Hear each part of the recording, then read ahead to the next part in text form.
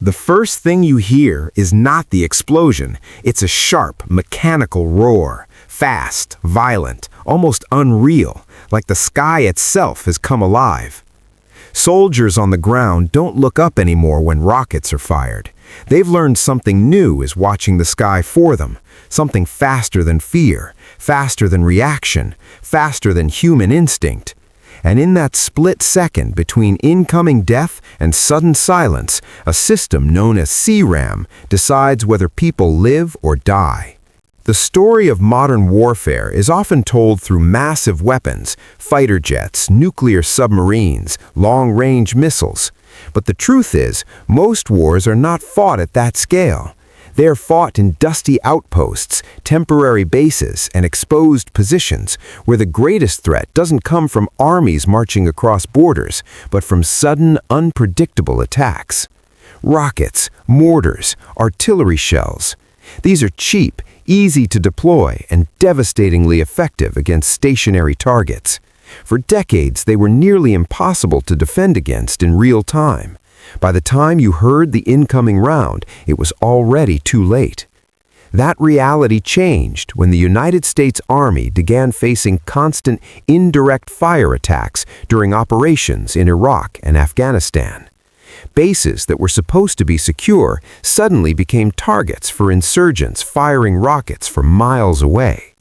The problem was brutally simple. How do you stop something that travels faster than sound, arrives without warning, and can be launched from almost anywhere?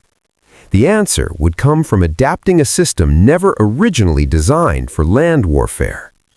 Long before CRAM existed, the U.S. military had already solved a similar problem, but at sea.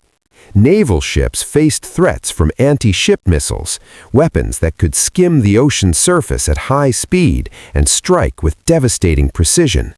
To counter this, engineers developed the Phalanx CRAM, a last line of defense designed to automatically detect, track, and destroy incoming threats using a rapid-fire Gatling gun. It was fast, extremely fast. Firing up to 4,500 rounds per minute, the Phalanx didn't rely on human reaction time. It used radar, computers, and automated targeting to intercept threats in seconds. On a ship, it became a guardian, silent until needed, unstoppable once activated. But no one initially imagined placing such a system in the middle of a desert. As attacks on U.S. bases intensified, military planners realized something critical. The physics of the threat were the same, whether at sea or on land. A rocket is just a projectile. A mortar shell follows a predictable arc. If you can track it, you can intercept it. And so the Phalanx was reborn, not on the deck of a warship, but on the ground, surrounded by sandbags and concrete barriers. This new system was called CRAM, Counter Rocket, Artillery, and Mortar.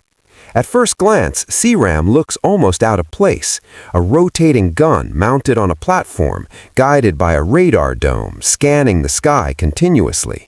It doesn't move, it doesn't patrol, it waits. But what it lacks in mobility, it makes up for in awareness. The system operates 24/7, using advanced radar to detect incoming threats the moment they are launched.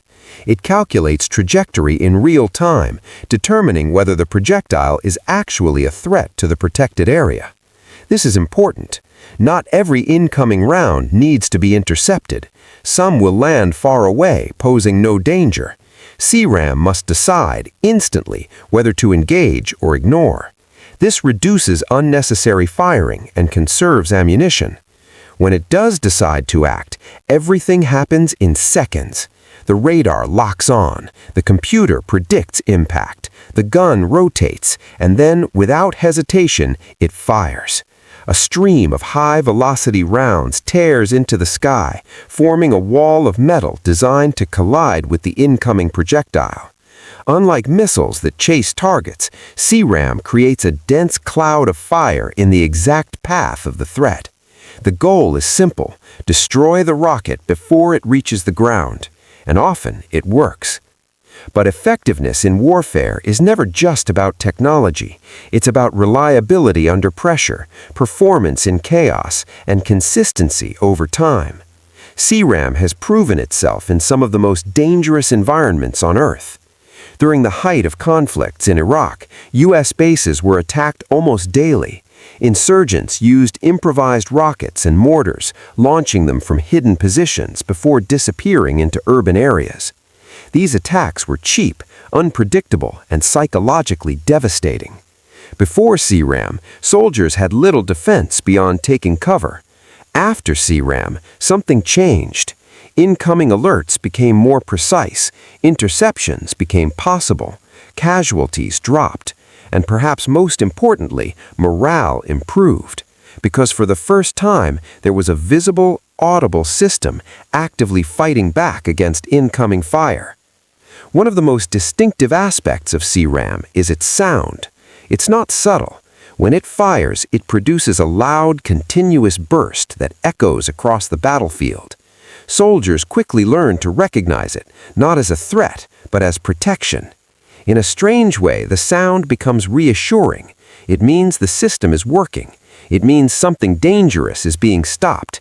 It means you might survive the next few seconds. Of course, no system is perfect. CRAM has limitations. Its range is relatively short, meaning it can only protect a limited area. It is designed as a last line of defense, not a wide-area shield. It also relies on line-of-sight detection, which can be affected by terrain and obstacles. Then there's the issue of cost. While rockets and mortars are cheap, the ammunition used by CRAM is not. Intercepting low-cost threats with high-cost defenses creates an economic imbalance, a common challenge in modern warfare. And yet, despite these challenges, the system continues to be deployed. Why? Because the cost of not having it is often far greater. Another critical aspect of CRAM is its integration with broader defense systems. It doesn't operate alone. It is part of a layered defense strategy that includes early warning systems, intelligence gathering, and sometimes even counter-battery fire, where the origin of an attack is identified and neutralized. CRAM handles the final seconds, the moment when everything else has already failed. Over time, the system has evolved. Newer versions incorporate improved radar, better targeting algorithms, and enhanced ammunition designed to reduce collateral damage. Unlike traditional rounds, CRAM uses self-destructing projectiles that minimize risk to civilians when they miss their target. This is crucial in urban environments where falling debris can be just as dangerous as the original threat. Interestingly, the concept behind CRAM has inspired similar systems around the world. Other countries have developed their own versions of short-range defense systems, recognizing the increasing importance of protecting against indirect fire. As warfare becomes more asymmetric, the ability to defend against low-cost, high-impact threats becomes increasingly valuable. In many ways, CRAM represents a shift in military thinking, from offense to protection, from overwhelming force to precise defense. But beyond the technology, beyond the strategy, there's a human element that cannot be ignored. Every interception represents lives potentially saved. Every burst of fire into the sky is a response to someone trying to cause harm. And every successful defense reinforces a simple idea, that even in the chaos of war, there are systems designed not to destroy, but to protect. Imagine standing inside a base at night. The air is still. Conversations are quiet. Then suddenly an alarm sounds. Incoming. There's no time to think, no time to react. And then, before panic can take hold, you hear it, that unmistakable roar. CRAM firing into the darkness. Seconds later, silence returns. No explosion, no impact, just the knowledge that something dangerous was stopped before it could reach you. This is the true power of CRAM.